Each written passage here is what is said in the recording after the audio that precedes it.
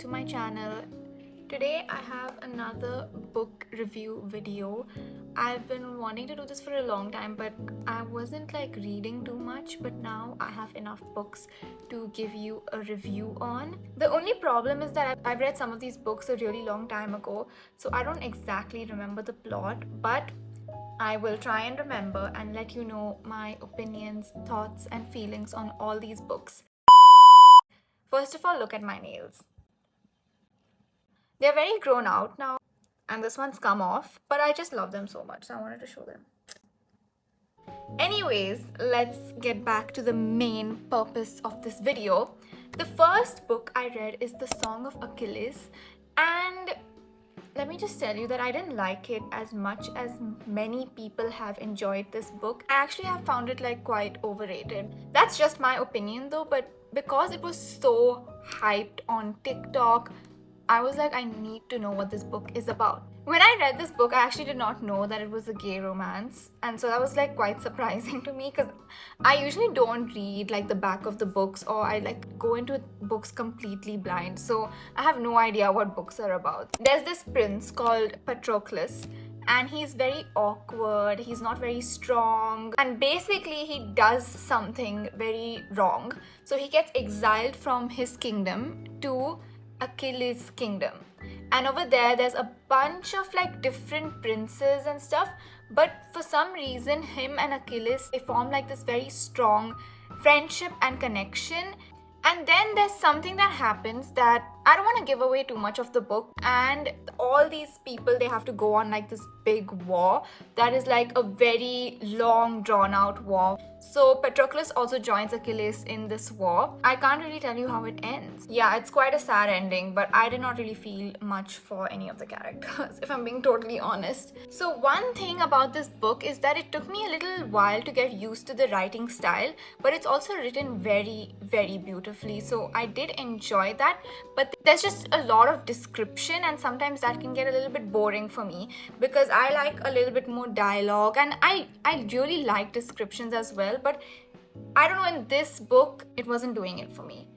So that was one thing that I didn't like about this book. I also secondly did not find it as sad as most people say this book is. This book did not make me really cry. Overall, I rated this book 3 out of 5 stars because I found it very average. It's not as great as everyone else is saying, but that's just my opinion. It took me very, very, very long to finish this book. And whenever I take very long to finish a book, that's when I know that it's boring. The next book I read, this is a very controversial video in general. I read Book Lovers by Emily Henry. This is my second Emily Henry book. I've read People We Meet on Vacation, and dare I say, I liked People We Meet on Vacation more than this book.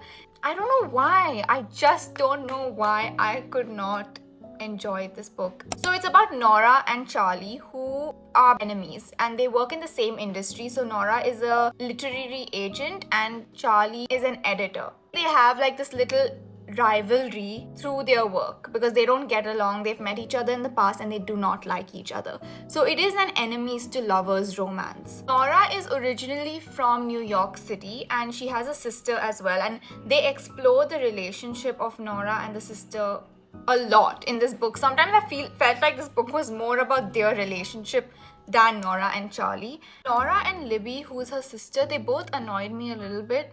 That's what I've written in my notes because I don't really remember the book that well. I feel like I'm digressing too much, but basically Nora and Libby, they decide to take a little holiday to Sunshine Falls, which is actually a very small town where one of Nora's books is set in. And that's when she meets Charlie on her trip.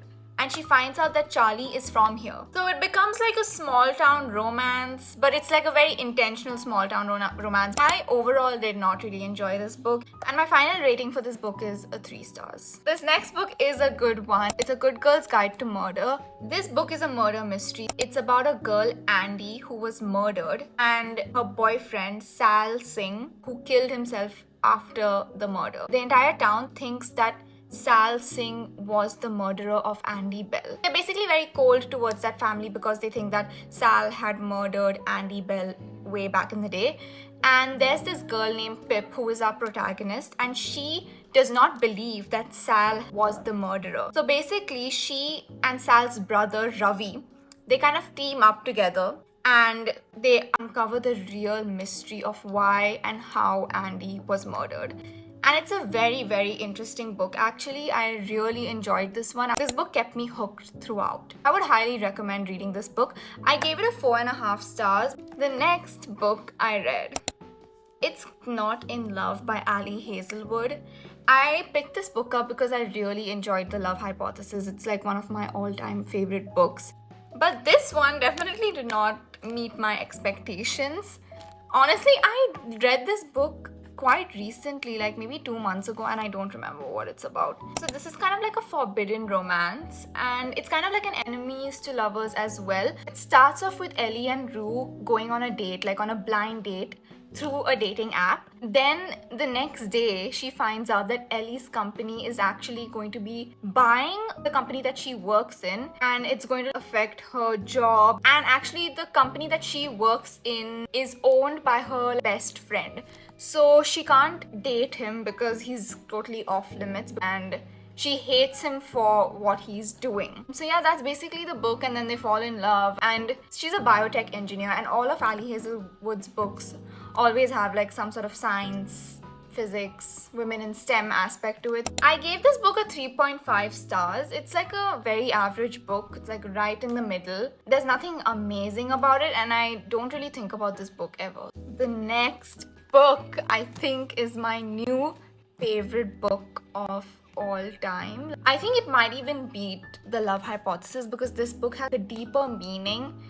And my god, this book just sticks with you. If you want to read any book from this video, read this book. And it's called Every Last Word by Tamara Ireland Stone. I loved this book. It's written, I think this is the most beautifully written book and the most relatable in many ways. I could relate, like I obviously don't relate to everything that this character is going through, but I related to this book in many ways, and I feel like this book just makes you feel like you're not alone. Like if you're going through anything in life, there's always others who are also going through something. It like teaches you to be empathetic. I feel like it's such a cute, wholesome, beautiful story, and I don't know, I don't think I'm ever going to forget about this book, and I really want to reread it already because I'm so attached to the main character of this book, and I wish it was longer.